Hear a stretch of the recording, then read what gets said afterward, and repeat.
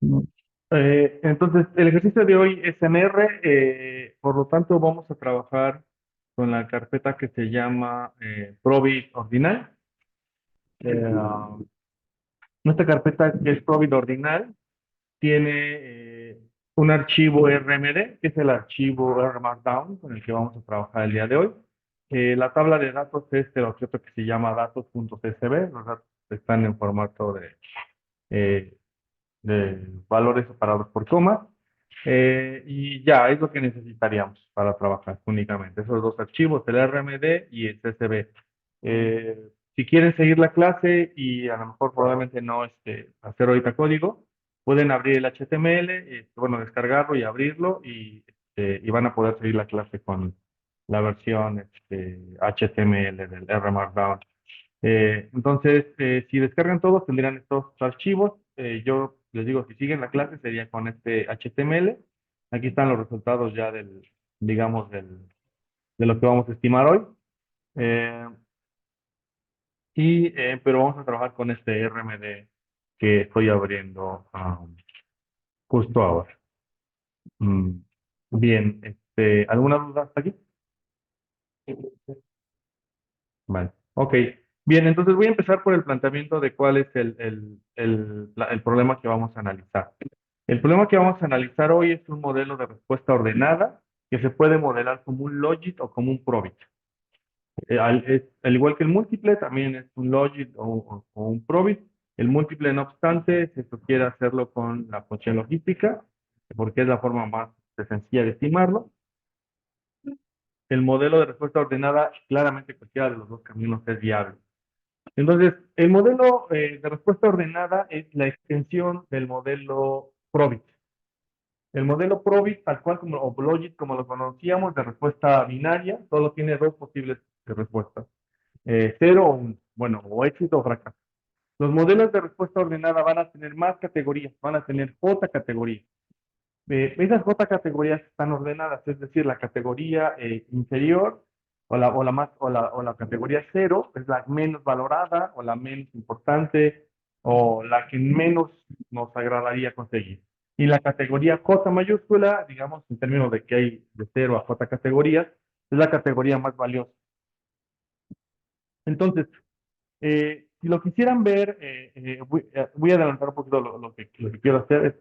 Si lo quisiéramos ver como un problema de Probit, cuando hicimos Probit lo que hicimos fue esto, pensamos en una función de densidad y entonces encontramos quién era el umbral a partir del cual esta función de densidad se particionaba.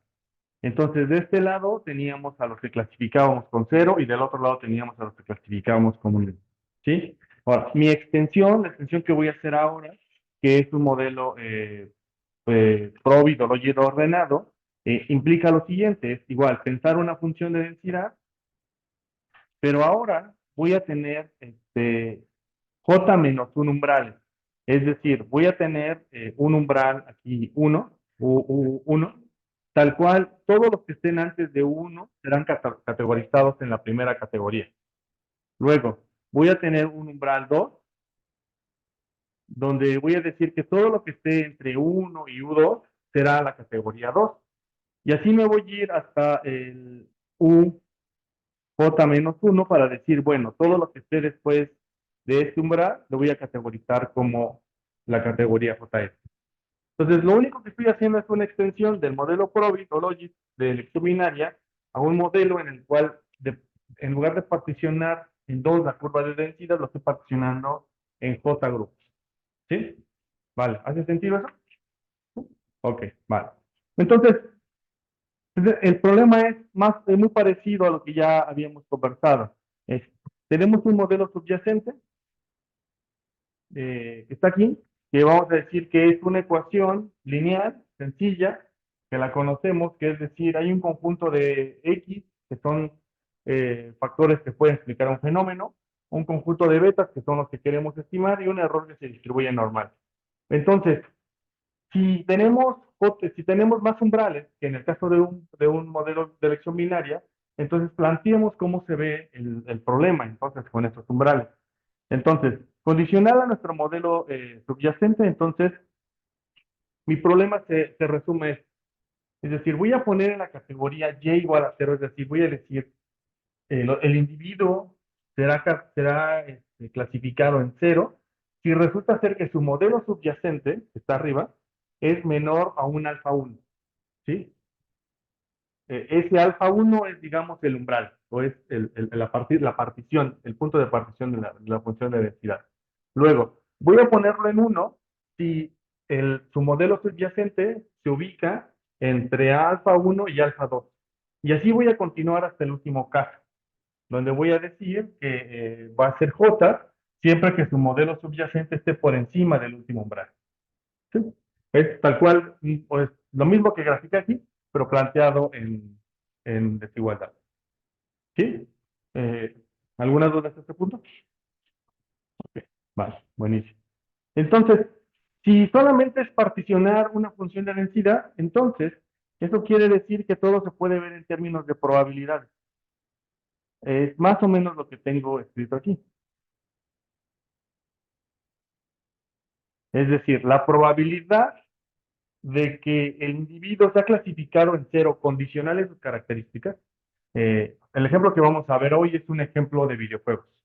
Me adelanto un poquito el tema. Entonces, digamos que el problema que queremos resolver es, imagínense que ustedes son una startup que está desarrollando un videojuego y es un caso real, pero lo estoy adaptando para el curso. Entonces, imaginen que son una startup que quiere diseñar un videojuego, entonces, eh, para diseñar el videojuego y convencer a su board o a su grupo de inversionistas, le tienen que mostrar que tienen una alta probabilidad de tener éxito. ¿Qué significa tener éxito? Es generar al menos 5 millones de dólares en el primer año, ¿no? Ese es el éxito, definido en este ejemplo que les voy a mostrar.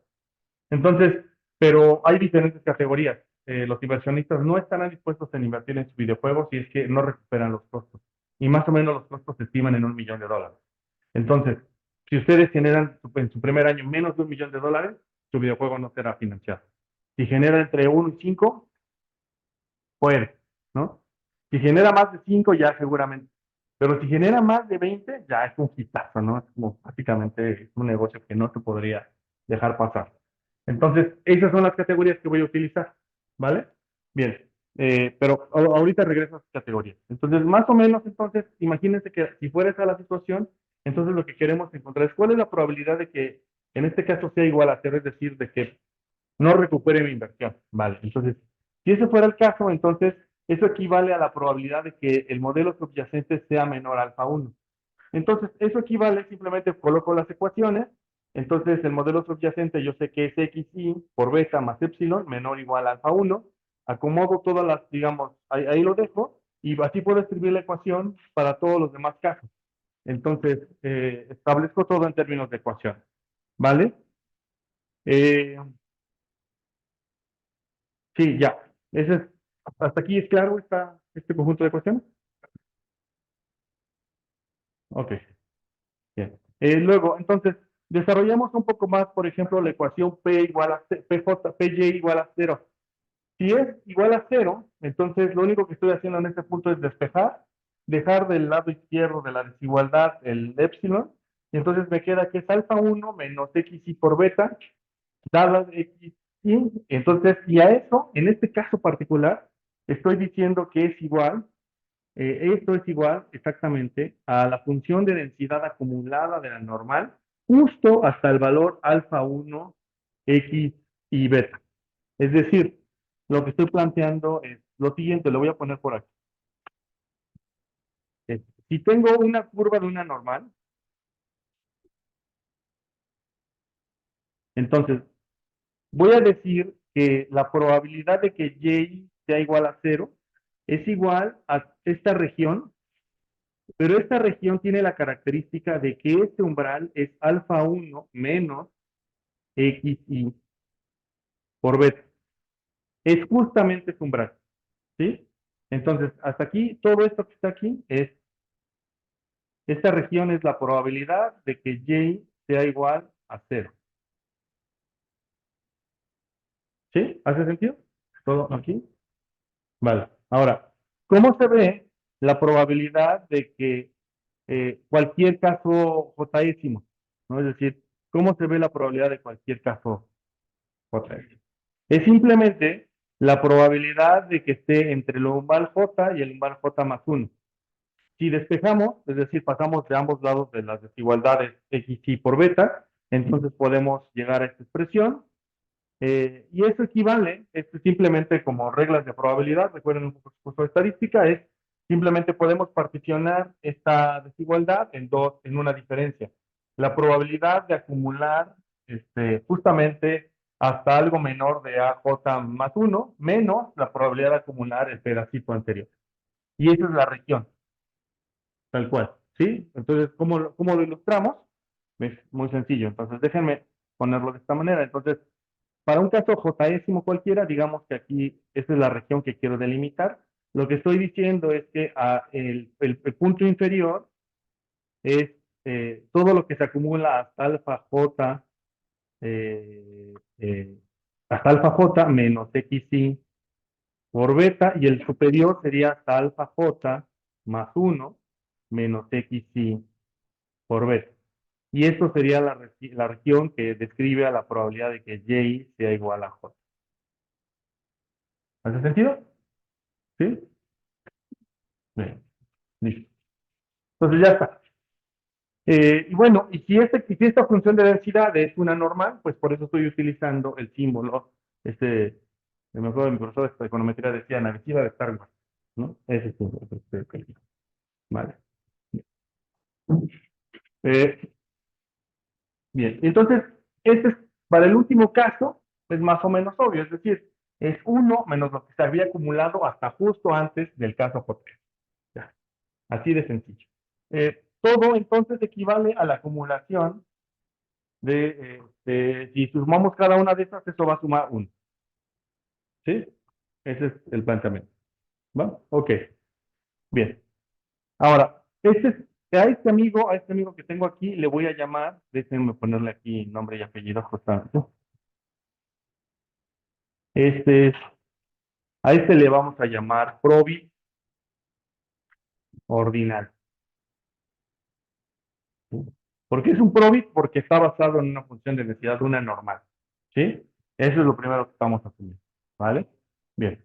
Ahora, este amigo que voy a describir aquí abajo, eh, que tiene la misma lógica que acabo de narrar, le voy a llamar logit ordinal. ¿Y cuál es la diferencia entre el probit y el logit? Simplemente va a ser la función de densidad que estoy utilizando. Esta es lambda mayúscula, que lo que simboliza es que lo que estoy utilizando es una función de densidad logística. Este, ahí sí las materias de probabilidad aportan, es uno, ¿no? Entonces, ¿dónde queda otra mayúscula? En el normal. Ah, una vez que llegas al caso J, es hasta el último caso, haz de cuenta que este es el umbral J, este es el umbral de J, hasta aquí está, este es alfa J mayúscula menos X y por beta. Toda esta región, el último pedazo de la bola de la distribución es la probabilidad de que Y sea igual a J mayúscula. Es esa región. Pero, pues, entonces, ¿cómo es la manera J mayúscula es uno y no, pero la sumatoria es sobre todas las probabilidades. A ver, déjame ver.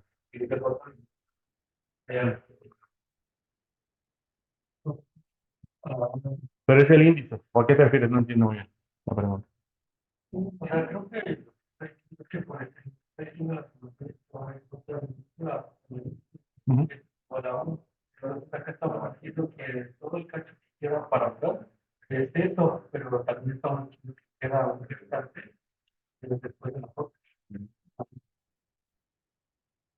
No, pero no, porque este es el caso, este se acumula a todos, porque, o sea, si lo desarrollas lo que te queda es la probabilidad de que Y sea igual a 0, más la probabilidad de que Y sea igual a 1. Así puedes continuar hasta más. El último caso es la probabilidad de que perdón, sí, sea igual a J mayúscula. ¿Sí? ¿Sí, sí, sí? ¿O no? Ok. Vale, porque me hizo dudar por un momento, pensé que no lo había escrito bien. Vale, bien.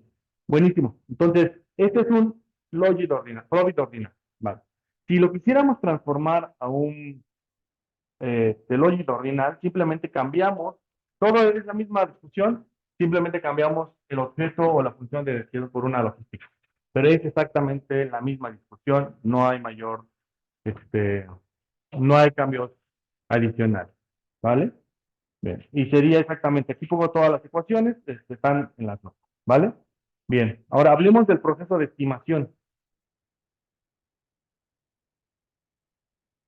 Si estimamos uno de estos, tendríamos que solucionar esta función de verosimilitud. Y esta función de verosimilitud es, lo que indica, por ejemplo, este renglón es que aquí debemos acumular la probabilidad de acuerdo al caso que corresponda al individuo. Por ejemplo, pensemos en nuestro caso de videojuegos.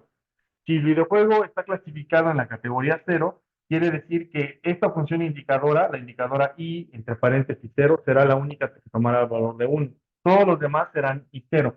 Entonces, cualquier objeto elevado a la cero, pues es 1.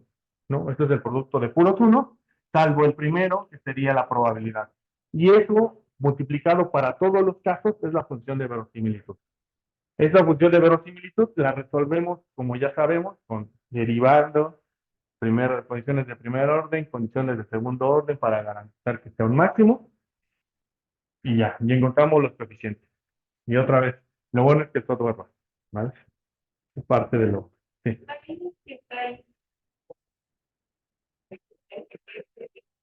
Ah, es una función indicadora. Esa función indicadora, la función i, aquí que tiene algo, ya sea 0 hasta j, solo puede tomar dos valores, puede tomar el valor de 1 o 0. Y toma el valor de 0 cuando el individuo no corresponde a esa categoría. Y toma el valor de 1 cuando el individuo sí corresponde a esa categoría. ¿Vale? Eso es lo que quiero decir.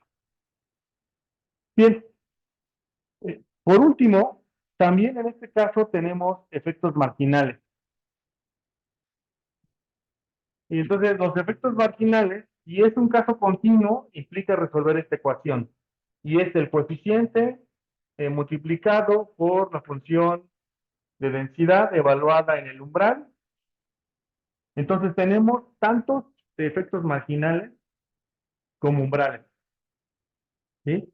Entonces tenemos el efecto marginal para por ejemplo, eso es para la variable késima, pero la tenemos, el efecto marginal evaluado para la variable, un cambio en la variable késima, pero evaluado justo en el umbral jésimo, ¿sí? Entonces este efecto marginal lo podemos evaluar para el primer umbral, para el segundo umbral, así sucesivamente, ¿sí? Para todos los umbrales tendremos efectos marginales, ¿vale? Se vuelve también una cosa enorme. También, si fuese una variable dicotómica, tendría que seguir una regla más o menos de este estilo. Igual, entonces también se vuelve algo complicado. Es probablemente una de las razones por las que a veces genera un conflicto estimar una de estas cosas, porque luego generar los efectos marginales es un poquito un dolor de muela. ¿Vale? Bueno, ¿dudas? ¿No? Eh, ese es el único modelo que sí tiene una condición de que pueden calcular efectos marginales intragrupo, es decir, pueden calcular el efecto marginal de pasar de la categoría inferior a a la primera categoría, luego de la categoría 1 a la sigue y así sucesivamente, ¿vale? También como lo habíamos hecho con el caso del modelo multinomial que podíamos comparar, aquí también podemos comparar entre grupos, ¿vale? Ok, sí. Ah, la G se refiere a la función de densidad. Cuando es mayúscula, me refiero a la función acumulada. Sí, entonces, déjame ilustrarlo. Eh, la G se refiere a los valores en el soporte. La G se refiere al valor que toma, digamos, G es el valor que toma cada uno de los valores del soporte en la curva, ¿sí? Y la G mayúscula se refiere a los valores acumulados y normalmente la dibujamos así, ¿no? La dibujamos así. Esa es la diferencia, ¿vale? Ok, buenísimo. ¿Dudas? Veamos entonces el ejemplo que quiero analizar. Entonces, un poquito de motivación sobre qué es lo que quiero hacer. Entonces, este es un ejemplo de videojuego. Este es el objetivo. Entonces, queremos determinar cuáles son las features o características o estéticas eh, que se asocian con un videojuego para PC que sea exitoso. ¿Sí? Entonces, hay tiendas de videojuegos. Yo, la verdad, no soy sincero, yo no soy. Este, creo que la última vez que jugué videojuegos fue con mis sobrinos hace algunos años. Entonces, yo no me considero un target de esto, pero este, trabajé en una de estas cosas, ¿no? Entonces, ni modo, la vida así. Este, entonces, estos tags sirven para clasificar videojuegos. Entonces, la industria, como funciona, es que los usuarios suelen taguear, ¿no? Es como cuando tagueamos algún objeto y decimos, por ejemplo, la ropa, ¿no? Pues esto es urbana, lo que ustedes quieran, ¿no? O el concepto que le quiera dar el usuario. Entonces, los usuarios taguean a los videojuegos diciendo, este es un videojuego que se puede categorizar como, no sé, como es un estilo single player, es un estilo Ah, bueno, hay una categoría que se llama indie, que quiere decir que si el productor es independiente o no. Y bueno, tiene diferentes categorías los tags. Entonces, básicamente piensen como variables dicotómicas en las que los usuarios catalogan a los videojuegos. Es una especie como de... es muy difícil saber si un videojuego tiene es decir, ¿cómo comparamos videojuegos, no? Porque puede ser que tenga gráficos 3D, o pueda tener gráficos muy malos, o muy buenos, o regulares. Entonces, se van creando tags, ¿no? Para ir separando como qué videojuegos son los que existen en el mercado. Pero eso lo hacen normalmente los usuarios o las plataformas. Entonces, vamos a asumir que esas tags son ciertas, ¿no? Son válidas. Entonces, bien. Entonces, ahora nuestro problema consiste en determinar si el videojuego va a ser exitoso. Entonces, para determinar si el videojuego va a ser exitoso, nos vamos a preguntar si el videojuego genera ingresos en un rango. Entonces, vamos a decir que el videojuego es básicamente un fracaso, es y igual a cero, si está por debajo de un umbral M1. Y así lo vamos a decir, y vamos a decir hasta J, Y igual a M, un umbral, J décimo, M, ¿va?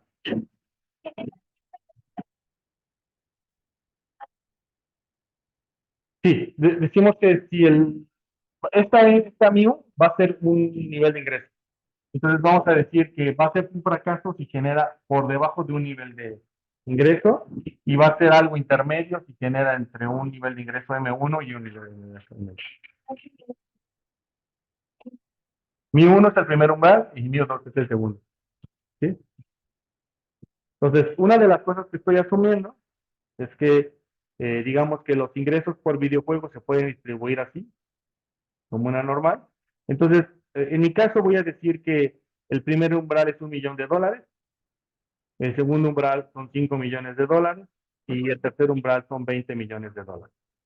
Entonces, estoy asumiendo que puedo particionar esta curva así y voy a decir que los que están por acá son básicamente un fracaso. ¿Sí? Este, Vale. Ahorita vamos a ver que esta curva en realidad no, los umbrales no están distribuidos tan así, sino más bien el $1 millón está casi hasta acá. Es decir, que es más probable ser un fracaso. Eso es lo que le pasó a este caso. ¿Vale? Bien. Entonces, bueno, aquí está mi lista de umbrales.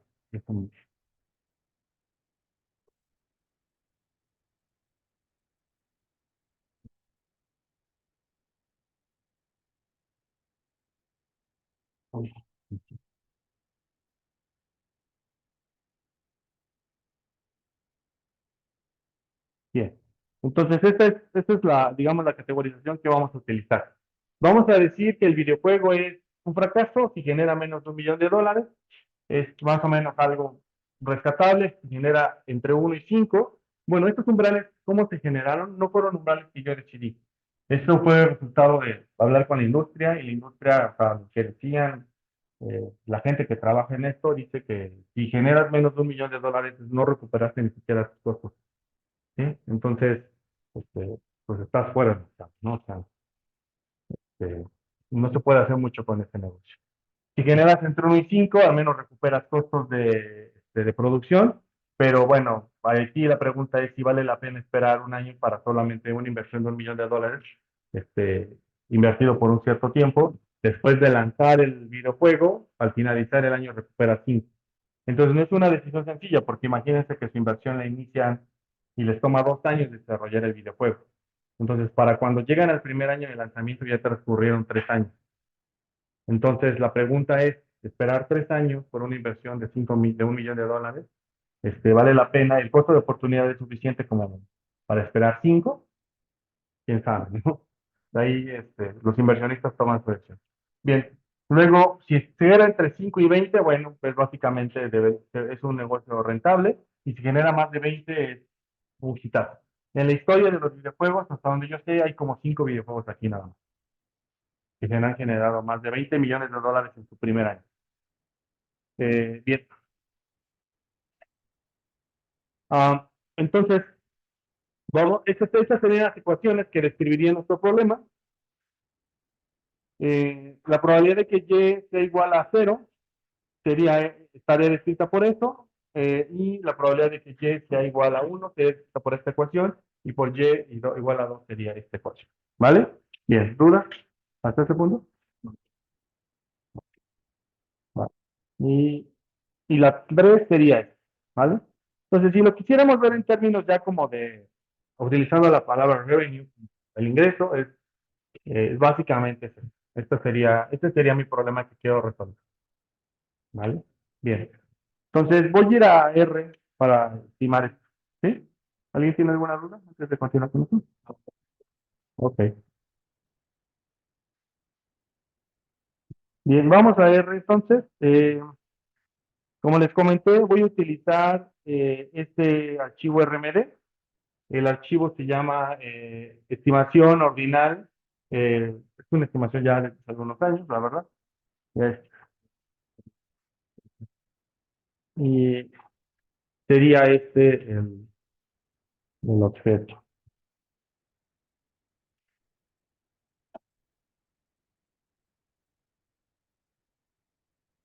Bien. ¿Se alcanza a ver hasta ahí atrás o le cambio el fondo? ¿Sí, está bien? Vale. Bien. Entonces, bien, ¿cómo, nada más duda, quién sabe usar R Markdown aquí? ¿Quién no ha usado un R Markdown? Nunca, jamás en la vida. Ok, vale, entonces sí sabemos que es un R Markdown. Está bien. Vale. Entonces, hay algunas cosas que voy a obviar, ¿no? De otras que sí voy a profundizar. Entonces, el R Markdown, básicamente, como seguramente saben, tiene dos componentes básicos, que es uno es el encabezado. Entonces, eso que está ahí arriba es el encabezado y donde le ponemos algunas reglas, ¿no? Por ejemplo, el título que queremos que aparezca en el producto final, si es un PDF o si es un HTML. Entonces, en este caso, yo lo tengo configurado para que genere cualquiera de los dos objetos, un HTML, un PDF, ¿no? Y solamente con este encabezado, no entré a mayor tema con este R Markdown. Luego, lo que voy a hacer en el primer chunk es simplemente darle un setup de todos los chunks que van a venir a continuación. Entonces, para todos los chunks, si yo no digo otra cosa, por default lo que quiero que considere es que todos sean echo true. ¿Qué significa que sea echo true? ¿Perdón? Echo true. ¿Alguien recuerda qué significa que sean echo true? Que se muestre el cálculo, ¿no? Luego, ¿qué significa el warning false? Que no salgan las alertas, ¿no? Porque se ven horribles cuando imprimes el documento, ¿no? Y luego que los mensajes también nos sacan. Entonces, por default, todos mis chunks tienen esa regla, ¿vale? Salvo que yo lo voy a cambiar, porque en algunos casos sí lo voy a cambiar, ¿vale? Entonces, esta es la configuración básica de mi RMAP. Luego, vamos a importar las dependencias. ¿Quiénes son las dependencias? Noten que en este caso repetí esto, pero esto era porque en realidad a veces me resultaba que no se instalaba alguna cosa. Por eso a veces lo modificaba como true o false esto, pero en realidad esto lo podríamos quitar porque ya arriba dijimos que para todos los chunks esto debe ser así. Bien, entonces este es un pedazo, un chunk en R y necesito que se instalen todas estas librerías. Entonces ejecútenlo. No sé si en las máquinas donde están trabajando estén instaladas todas, tengo dudas de eso, entonces espero que sí. Bien. Si no, recuerden en R, simplemente quitan el gato para la que necesiten instalar, le dan run a esa y vuelven a ejecutar. ¿Vale? Bien. Luego, este, vamos a hacer una estimación de una regresión logit ordinal. Entonces, estas son las preguntas de, digamos, par, ¿no? ¿Cuál es la probabilidad de éxito de un videojuego? Depende de la definición que hagamos de cuándo los videojuegos generan ingresos, entre 5 y 20 millones de dólares, que sería el caso de exitoso, y cuáles son los determinantes de esos ingresos, ¿no? Entonces, aquí les pongo una nota, ¿no? En la industria de los ingresos, básicamente dependen de cómo los califiquen los usuarios, sobre todo de los comentarios positivos y el número de seguidores en redes sociales. Twitter es básicamente una herramienta fundamental para los videojuegos. Entiendo que también por ahí Reddit podría ser otra, pero Twitter es como la base de esto. ¿Va? Y bueno, y el tipo de tags que les asignan los usuarios. Bien, me voy a regresar a mi charla porque creo que sí, necesito platicarles algo sobre los tags. Los tags, aquí lo anoté. Este es todos los tags que tiene la tabla de datos. Todos. Entonces, hay un montón de cosas, ¿no? La verdad, bien raras. Yo, la verdad, como les digo, no soy gamer, entonces no, creo que no, ahí no alcanzo yo a entender muy bien. Entonces, por ejemplo, un videojuego se puede clasificar como abstract, no sé qué significa eso, pero bueno. No, vienen un montón de cosas bien, este, medio extrañas, ¿no? Am, bueno, en realidad lo que tenemos es 417 tags. Entonces, si hiciéramos un modelo con esto, tendríamos que incluir 417 variables dicotómicas, dummy, ¿no? Para indicar si el videojuego está tagueado o no está tagueado. Bueno, entonces, para no recurrir a eso, aquí hay un preprocesamiento que tuve que utilizar y el preprocesamiento fue seleccionar quiénes de estos tags son las que mejor explican el fenómeno. Entonces, el fenómeno que quiero determinar es cuál es el nivel de ingresos que va a generar. Entonces, hay varios caminos que puedo seguir. Eh, el primero que quiero descartar es el de componentes principales. Alguien me podría decir, bueno, si tienes tantas variables, lo que dice la literatura de estadística es que puedes utilizar componentes principales para separar quiénes son, construir, pasar de una matriz de 417 variables explicativas a o sea, hacer una proyección de un subespacio de 417 dimensiones a un espacio de menor dimensión, pero que contenga más o menos la misma variabilidad de la información. ¿Sí? Eso es lo que podrías hacer. El problema que tengo con esto es que estas son variables dicotómicas. Entonces, ¿cómo trasladas un caso que son puros ceros y unos a un subespacio que a lo mejor no necesariamente te va a dar ceros y unos? Te puede dar otra cosa. Entonces, ya, componentes principales, muere. No es opción. Segunda opción, podemos utilizar alguna otra herramienta para seleccionar shaders. Y aquí sí hay mucho en la literatura.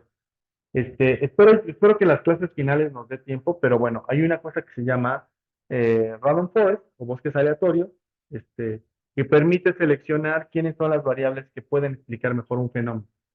Sí. También podría funcionar una lazo. No, porque el lazo, bueno, tal vez, pero es bien complicada. Bueno, una lazo, como bien sugiere, me repito, Alan, como bien me sugiere Alan, una regresión lazo, que la voy a ver al final del curso, es una regresión que penaliza ciertos coeficientes asociados a ciertas variables. Eso podría funcionar, pero necesito penalizar sobre 417. Entonces es una cosa bien, bien, bien, bien esotérica, la verdad. Entonces no, yo no lo recomiendo. Entonces la manera que yo seguí fue utilizar un random forest y entonces seleccionar, y entonces el random forest me dijo quiénes eran las variables más importantes. Y me dijo, bueno, esta gráfica está un poquito partida porque resulta ser que estas que están aquí la persona que pidió este modelo estaba desarrollando un videojuego que tenía estas características. Entonces eran importantes que estas características estuvieran incluidas porque esta quería saber si tenían un efecto sobre su producto final, ¿no? Entonces estas se quedan sí o sí.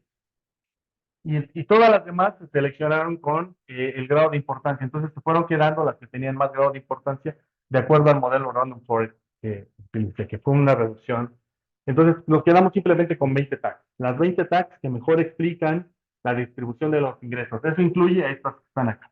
Entonces ya desde aquí se pueden dar cuenta más o menos qué tipo de videojuego estaba desarrollando este equipo de desarrolladores, ¿no? Era básicamente un videojuego basado en una historia sobre la conquista de Tenochtitlán. Entonces era una cosa ahí. Sí. No, no te digo. No sé, no sé, pero tiene años desarrollando desde el 21, al menos. ¿Vale?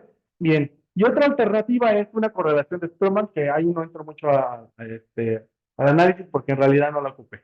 ¿Va? Entonces voy a R. Bien, ¿dudas, comentarios?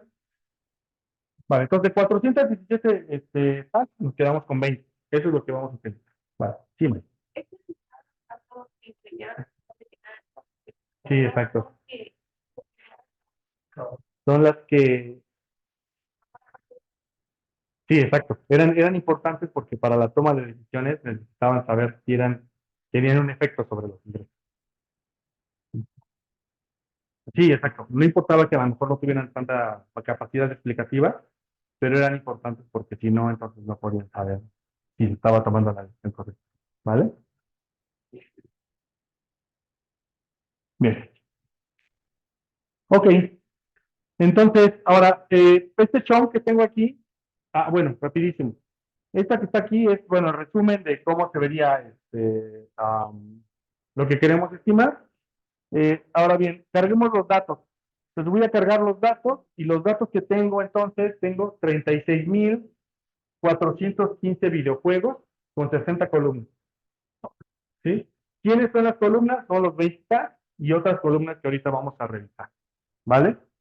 Entonces podemos abrir muy rápido este. Y entonces, ¿qué es lo que tengo? Lo primero que tengo es la primera columna es el año, el ingreso en el primer año de lanzamiento. La siguiente columna es un texto que indica en qué categoría está el videojuego. ¿Sí? Luego la tercera columna es el precio del videojuego, entonces aquí sí hay mucha variabilidad de precios.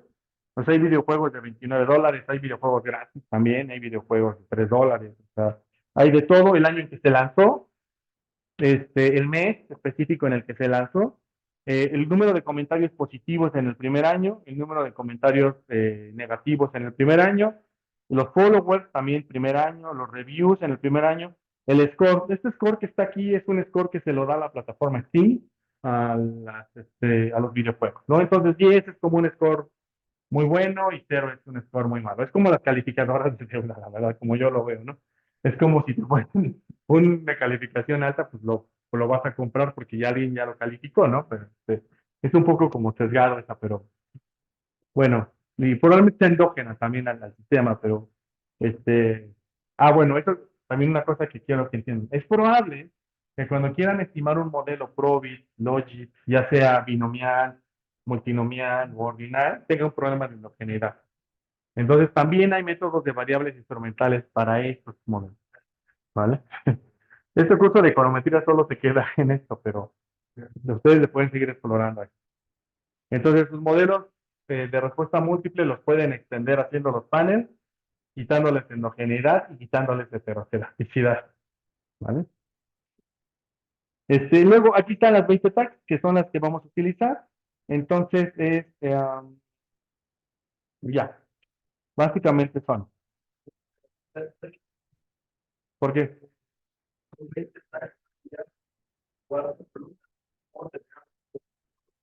Porque creo que son las 20 más las que eligió sí, eran como 10, no me acuerdo. Ahorita checamos. Sí, aquí tienes, parece que hay más, ¿verdad? Sí, ahorita vemos. Sí, probablemente son más, tienes razón.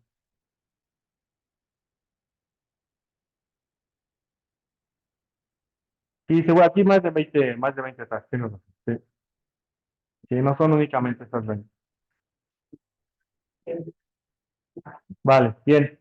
Entonces, vamos a hacer una tabla de frecuencias muy sencilla.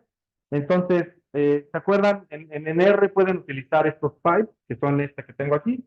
Entonces, como instalamos la librería dplyr, podemos utilizar estos muchachos. Sí, dplyr. Sí, dplyr, sí, dplyr es la que permite hacer esto. Entonces, ¿cómo funciona aquí el código?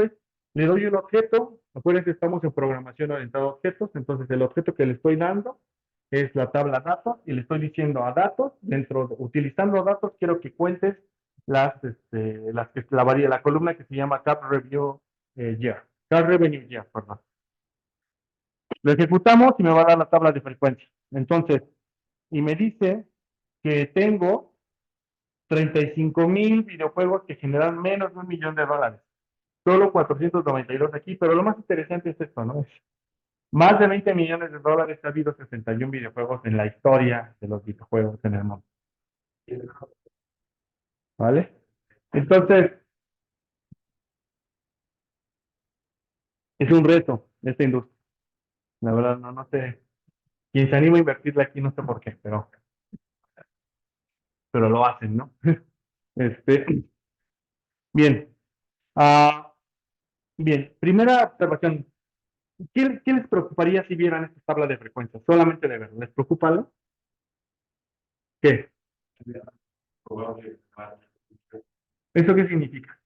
En términos como, o sea, si yo te diera esta tabla y te dijera, quiero que estimes de lo que ya, en el contexto que estoy, ¿qué dirías? ¿Lo harías o no lo harías? ¿Por qué no?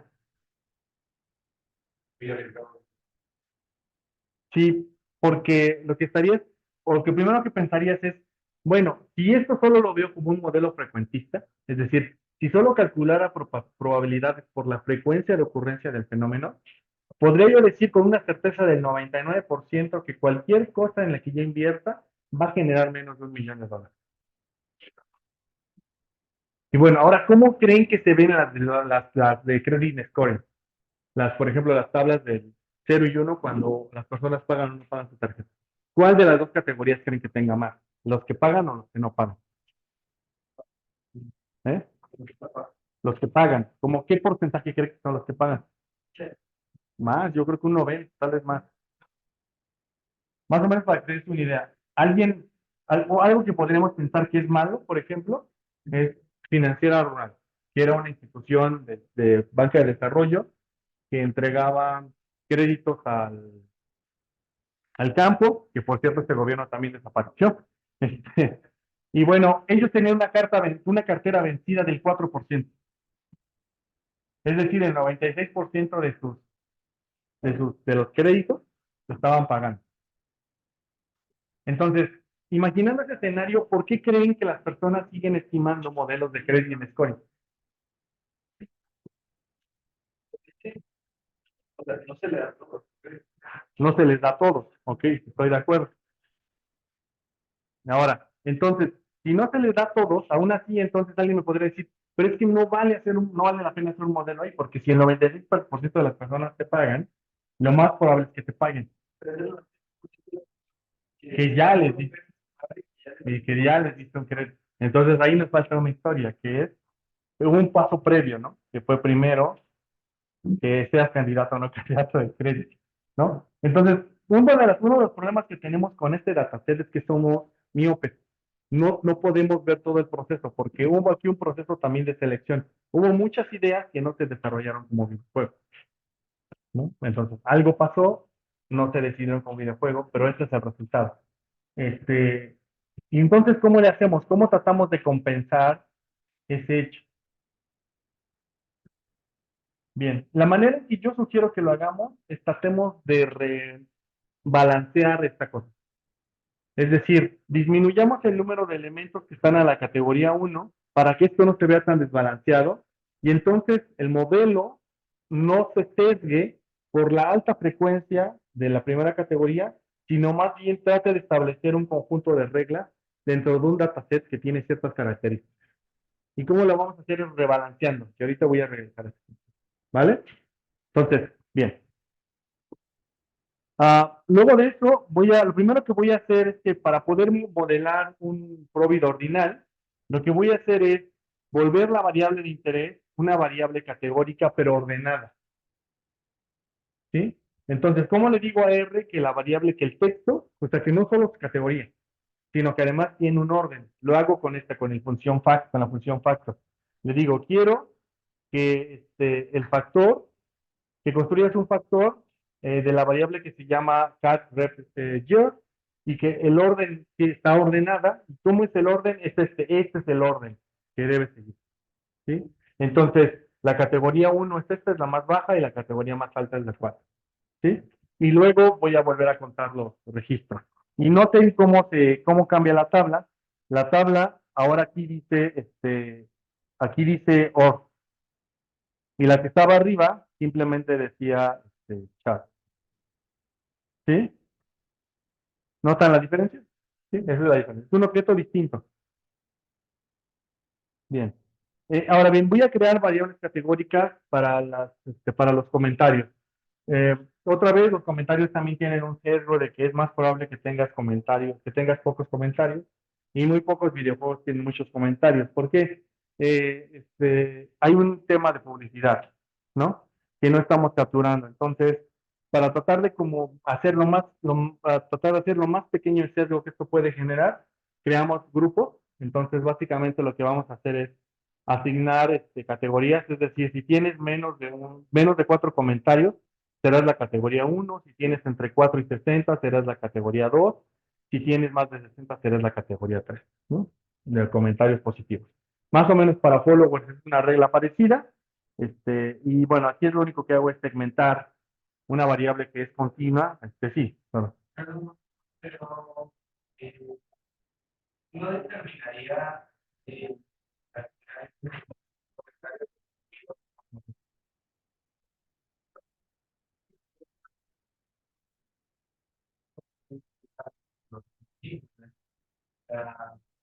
nosotros, el hermano, la publicidad tiene mayor ventaja.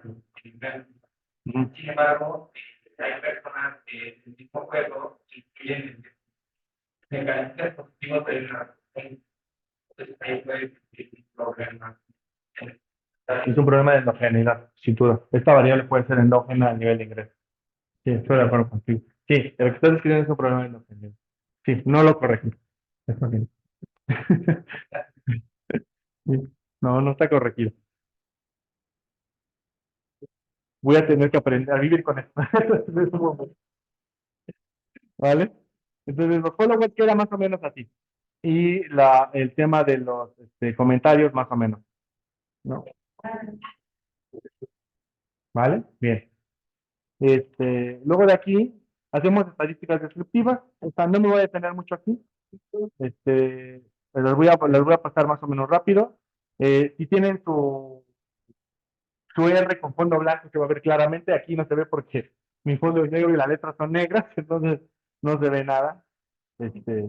Bien, vale. Entonces, ¿qué es lo que vamos a hacer? Vamos a hacer entonces rebalancear. Entonces, para rebalancear, primero lo que voy a hacer es analizar la categoría que quiero reducir en tamaño. En este caso es la categoría de menos de $1.000.000. Entonces, lo que estoy haciendo aquí es hacer un subset. Le digo, haz un subconjunto de los datos. Quiero que utilices, cuando la categoría sea igual a esto, quiero que únicamente selecciones esos datos. Y eso los asignes a esta variable. ¿Sí? Eso es lo que estoy haciendo aquí. Y luego lo que hago es simplemente hacer una tabla resumen. Eso es todo lo que hago. ¿Vale? Bien. Y luego de que hago mi tabla resumen, ahora lo que voy a hacer es simplemente seleccionar entre más o menos el 5% de los registros que están en esta categoría. Bueno, ya discutimos un poco por qué reducirla para rebalancearlo. Entonces, ¿cómo lo voy a rebalancear? Voy a hacer una selección aleatoria, ¿sí? Esa selección aleatoria la voy a hacer de la categoría que me interesa, y solamente voy a seleccionar un número de ellos. Para hacer una selección aleatoria y que todos repliquemos el mismo resultado, para que todas las personas que estamos aquí nos salga exactamente lo mismo, estoy utilizando una semilla para los números aleatorios, ¿sí? Si quieren hacer el ejercicio distinto, simplemente pueden apagar esta línea y les va a salir algo distinto o poner un número, una constante distinta. Sí, aquí. Eso es una decisión de ustedes. Es simplemente, yo regularmente pongo una semilla para que todas las personas que estamos viendo la clase les salga exactamente lo mismo. ¿Sí? Pero la regla es, no es, la regla es que ustedes siéntanse libres de modificar. ¿Vale? Bien. Luego de eso, seleccionamos los datos.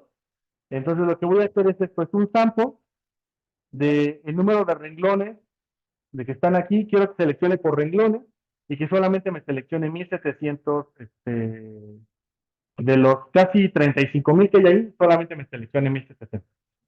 ¿Vale? Y puedo ver la tabla y luego hago la tabla resumen. ¿Por qué hago dos tablas resúmenes? Porque básicamente lo que tendría que hacer, una prueba estadística que tendría que hacer es ver que las estadísticas resumen del dataset completo comparado con la selección muestral que estoy haciendo es más o menos parecido. ¿Sí? O sea, es importante esto. ¿Por qué? Este, si ustedes empiezan, cuando hagan rebalanceos, tienen que verificar que su muestra tenga características similares a la población original. Esa es la razón. ¿Sí? Entonces, para que no le pase lo que se está pasando a los encuestadores en México. O sea, piensen esto. ¿Por qué razón creen que las encuestas en México, unas encuestas dicen que Sheinbaum va a ganar como por 400% y otras dicen que va a ganar solamente por 7 puntos? ¿Cuál creen que es la diferencia entre esas encuestas? ¿Perdón? Sí, ¿de dónde toman la muestra? Pero imagínate que la muestra es la misma. Vamos a creerles y vamos a asumir que todos muestrean la misma persona. No, cerca. No, lo que pasa cuando hacemos muestreo es que para replicar los datos de la población, es decir, imagínense que tomo esta muestra. ¿Cómo recupero los datos de la población? Los tengo que recuperar a través de un factor de expansión. ¿Qué significa hacer un factor de expansión? Es decir, cuando hizo un muestreo, imagínense esto. ¿Cuántas personas estamos en el grupo? Como 30, ¿no? Entonces, todas tenemos características más o menos parecidas, excepto yo, ¿no? Yo soy aquí el cuarentón, ustedes son los veinteañeros. Las veinteañeras, las veinteañeras. Entonces, si tomo una persona de aquí, entonces, por ejemplo, tomo a Alan tiene, no sé, 21 años, ¿no? 22 años. Entonces, imagínense que la única variable que estoy utilizando para compararlas es la edad. Tomo a alguien más, ¿no? Que tenga 22 años, ¿no? Entonces, y mi muestra solamente tiene uno de los dos. Entonces, si yo digo, bueno, ahora, ¿cómo recupero la información de la población? Ah, bueno, utilizo un factor de expansión porque yo digo, Alan equivale a dos personas de la población original. Es una persona, pero equivale a dos, ¿no? Entonces, ¿qué es lo que está pasando con estas encuestas? Es que lo que están modificando es el factor de expansión. Nada más observen. O sea, algunas encuestas dicen que representan a más viejitos de los que incluso tiene la población. Entonces, nada más le mueves al factor de expansión y ya te sale, ¿no? Entonces, así de sencillo, ¿no? Porque, porque en términos de los demás datos, me parece que no es alguien que se pueda, o sea, déjame resaltar. Tengo 35,000 aquí, si lo pongo 1700 ya no se ve tan desbalanceado. O sea, tendría 1700, luego 400, 500, luego 160 y luego 61. O sea, para que esto no sea tan desbalanceado y la categoría uno solo tenga 1000. Esa es la razón. O sea, para que no se sesgue por alta probabilidad. Eso sí es válido. Sí, sí es válido. Por esta razón que pusiste, porque estoy haciendo un muestreo aleatorio. Y lo que trato de hacer es verificar que mi muestreo replica más o menos a la población de los que estoy extrayendo. ¿Sí? ¿Sí? A ver, es que María no está la mano. Sí, es puramente aleatorio. Sí. Para mi muestreo puede tener reglas, ¿no? O sea, puedo hacer muestreo estratificado. ¿Sí saben qué es un muestreo estratificado? ¿Sí? Estratifican por alguna característica. Por ejemplo, el INEGI por la primera estratificación que hace es sex. No, urbano o rural, perdón. Y luego, si es bietápico, entonces hay luego o segundo estratificación que puede ser sexo, ¿no? Yo aquí no estoy haciendo esto, es un muestreo puramente aleatorio, ¿no? Ahora sí. Ya sí te entiendo. Como esto es tu población y no que te debe, por eso le ponen sí, para ya, sí, para ya, exacto. Ya es una muestra Y es una muestra que no va a estar sesgada por la alta frecuencia de la primera categoría. Ah, sí, claro, eso es.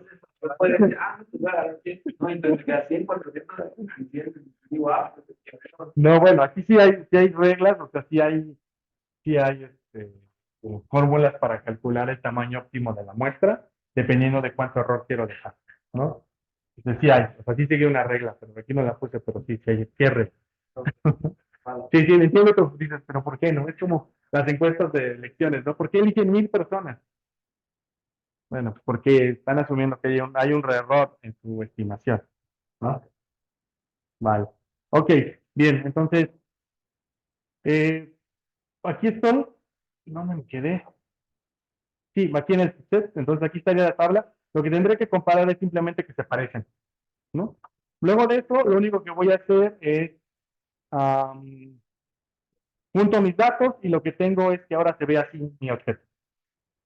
1700 y este es sobre el dataset que voy a trabajar, ¿vale? Bien. Este, bien, ¿dudas? ¿Más comentarios? Ok, vale, bien. Entonces, hagamos una estimación. Si quieren, hacemos esta estimación y aquí nos detenemos ya, porque creo que llevamos un ratito trabajando. Entonces, mi estimación es esto. Voy a utilizar una función que se llama PONR, que es básicamente Probit Ordinal Linear Regression. Sí, esa es la abreviación. Entonces, lo que le estoy diciendo es, quiero que modeles esto como un Probit ordinal. La variable que me interesa es esta, y en función de las siguientes variables: del precio, del score, del número de followers, de los comentarios positivos, de estas tags, y ya. Sí, sí, sí.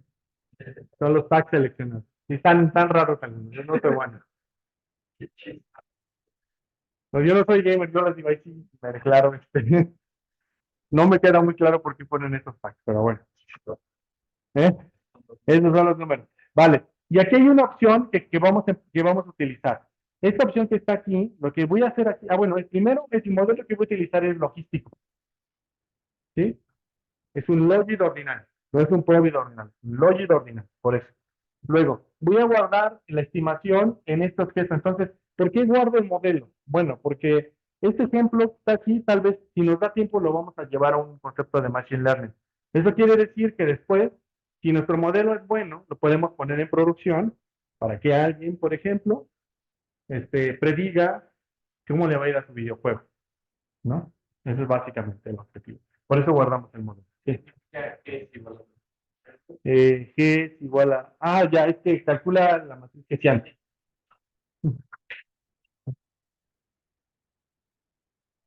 Vale, le damos run y aquí está nuestro modelo. Y aquí abajo están los umbrales. Y me dice que, por ejemplo, dónde se particiona el umbral. Por ejemplo, el primer umbral se particiona en 9.31. Y luego, sí, eh, porque son 4 categorías. O sea, el umbral que va de la categoría 1 a la categoría 2, ese es el lugar. ¿Sí? Vale, listo. El segundo umbral es 12 y el tercer umbral es 14. ¿Sí? Bien, buenísimo.